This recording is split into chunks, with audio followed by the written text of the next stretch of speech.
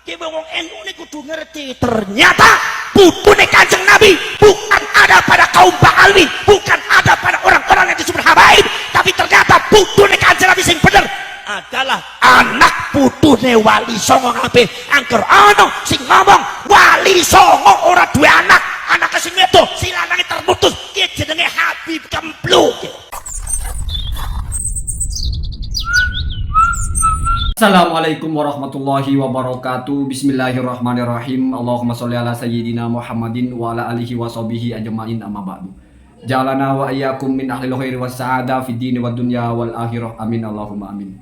Semoga Allah jadikan kita orang-orang yang di dunia ini beruntung, di akhirat juga berbahagia. Kamu di pihak manapun, sesama orang Islam, golongan apapun, mempercayai apapun, kita sama keinginannya, yaitu di dunia ini hidup kita baik-baik saja, berbahagia. Di akhirat kita juga bisa menjadi orang yang Allah kelompokkan bersama orang-orang yang beruntung untuk selama-lamanya. Amin Allahumma amin. Kalau saya perhatikan narasinya Gus Abbas, kalau tidak salah, ulama dari Cirebon ini, kalau masalah tensinya atau narasinya yang menggebu-gebu atau suara yang tinggi, saya memahami itu dari, kalau asbabun nuzul itu Al-Quran ya, kalau asbabul wurud itu hadis. Kita pakai asbabul hitop. Kenapa ada narasi seperti itu? Yaitu dalam rangka membantah ketika ada dari kalangan Habib yang mengatakan bahwa keturunan Wali Songo itu terputus, tidak punya anak laki-laki. Jadi tentu saja toh, karena ada narasi seperti itu, maka atas dasar membantah, maka narasinya tinggi. Kita memahami itu secara psikologis. Kalau ada orang yang merasa dituduh macam-macam dan dia berani membuktikan dengan tegas, maka narasinya pasti sangat tegas. Apalagi mungkin memang sudah terbiasa dengan narasi berceramah yang tinggi, kebetulan dalam hal yang ingin ditegaskan, maka semakin tinggi tensinya. Nggak ada masalah dengan itu. Tetapi ada dua hal yang lebih penting dari itu. Yang pertama, sepertinya Gus Abbas ini sudah secara soreh menyatakan bahwa nasab Ba'alawi itu terputus. Artinya Ubaidillah bukan putra Ahmad Al-Muhajir. 100% berarti sepakat dengan apa yang disampaikan oleh Kiai Haji Imaduddin. Karena beliau mengatakan bahwasannya ternyata cucu Rasulullah atau keturunan Rasulullah atau putu Rasulullah yang benar itu bukan ada di Ba'alawi. Jadi dipungkas di atasnya itu, dan itu yang dianggap salah, bukan para habaib. Kalau seandainya cuma bilang bukan para habaib, tidak bisa kita bilang Gus Abbas ini memungkas nasabnya Ba'alawi. Bisa jadi berbeda dengan Kiai Haji Imaduddin. Mungkin hanya meragukan Robito Alawiyah pencatatannya. Tapi kalau sudah bicara Ba'alawi, artinya berarti bicara Ubaidillah, bicara putranya Ubaidillah, yaitu Alwi bin Ubaidillah. Ini sudah tidak bicara Robito. Mau Robito itu sah tidak sah, nggak ada urusan sebetulnya kalau kita bicara tentang Ubaidillah. Kenapa? Karena Robito itu baru adanya, sementara Ubaidillah itu sudah 1000 tahun yang lalu. Ini yang harus kita pahami. Kamu bicara Habib di Indonesia, lalu menganggap mereka bukan keturunan Rasulullah dalam rangka meragukan pencatatan Robito Alawiyah, itu beda dengan kamu mengikuti teorinya Kiai Haji Imaduddin, di mana bukan Robito Alawiyah yang menjadi pembicaraan utamanya, tapi Alwi bin Ubaidillah. Ini yang mungkin orang tidak paham. Itu satu sisi. Jadi jelas menegaskan batal mazhabnya. Yang kedua, ketika menyatakan ternyata salah kalau mereka dianggap cucu Rasulullah, lalu cucu Rasulullah yang benar siapa? Keturunan Wali Songo. Beliau keturunan Wali Songo juga. Berarti secara tidak langsung beliau mengatakan bahwa yang benar sebagai keturunan Rasulullah adalah beliau atau keturunan Wali Songo. Ini kamu terima tidak terima? Ya, kalaupun mungkin saya salah menginterpretasikan ucapannya, tetapi saya hakul yakin interpretasi yang sehat mesti seperti itu. Dan ini berarti pernyataan yang soreh kalau beliau itu menyatakan diri sebagai keturunan Rasulullah.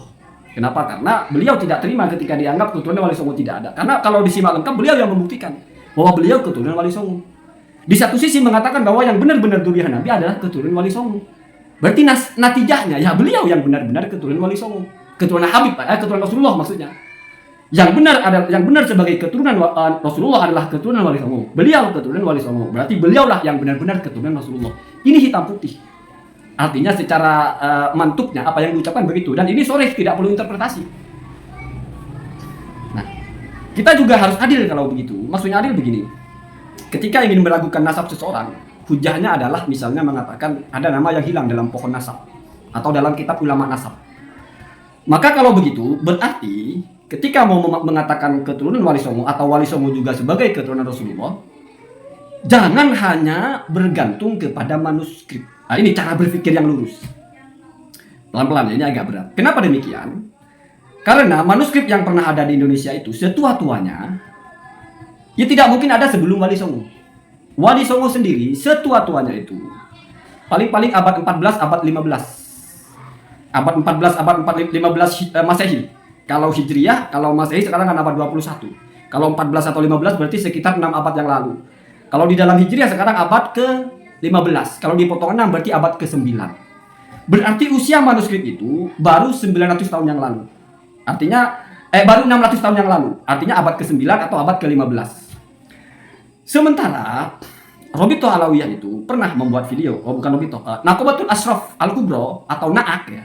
Habib Ali Zainal Abidin itu pernah membuat video yang isinya mereka punya catatan nasab yang dari manuskripnya disalin menjadi buku Asy-Syajarah Al-Kubro yang ditulis di abad ke-9 oleh kakaknya Habib Abu Bakar Ali Abu Bakar Asyakron. Artinya kalau secara manuskrip ini dijadikan landasan sebagai pengabsahan nasab, mereka juga punya.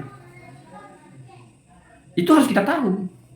Dan mereka ditolak karena ada nama yang miss. Nah, maka Wali Songo ini bukan hanya berpijak kepada manuskripnya, tapi nama-nama di atas manuskripnya ini bersambung ke Rasulullah itu harus terkonfirmasi oleh ulama nasab. Jangan sampai juga ada yang hilang. Saya tidak mau berbicara masalah mereka sama dengan Balawi atau tidak. Ini cuma nilainya, atau triknya, atau aturan mainnya. Karena alal mudda'i al bayyinah itu berlaku untuk siapapun.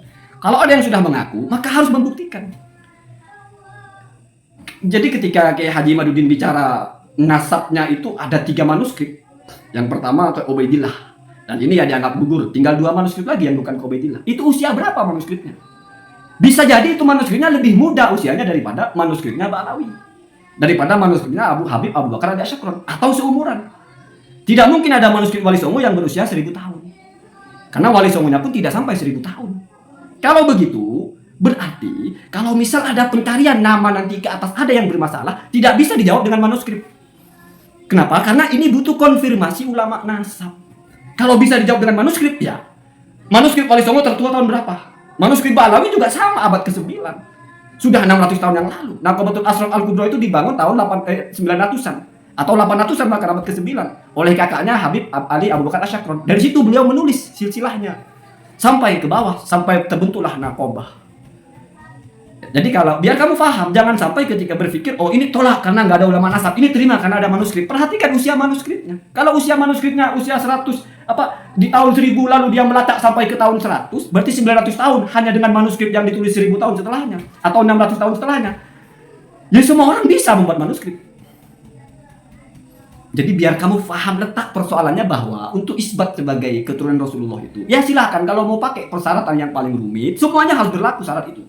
Jangan untuk golongan ini syaratnya serumit itu, untuk golongan ini lain. Terus kalau masalah ditolak kalau yang mencatat adalah orang sendiri. Semua manuskrip Wali Songo itu dicatatnya oleh keturunan Wali Songo, bukan orang lain. Sebagaimana Habib juga begitu. Memang karena namanya manuskrip keluarga, yang nulis keluarganya. Ini kita namanya adil ya.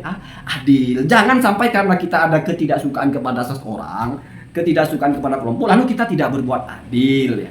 Allahumma hdina ahdas sabil. Kalau kamu berpikirnya masih betul-betul menjunjung keadilan, mungkin kamu paham apa yang saya maksudkan. Tapi kalau kamu berpikirnya sudah proksi berpihak, oh ini Jaini sudah mulai bela Habib, oh Jaini.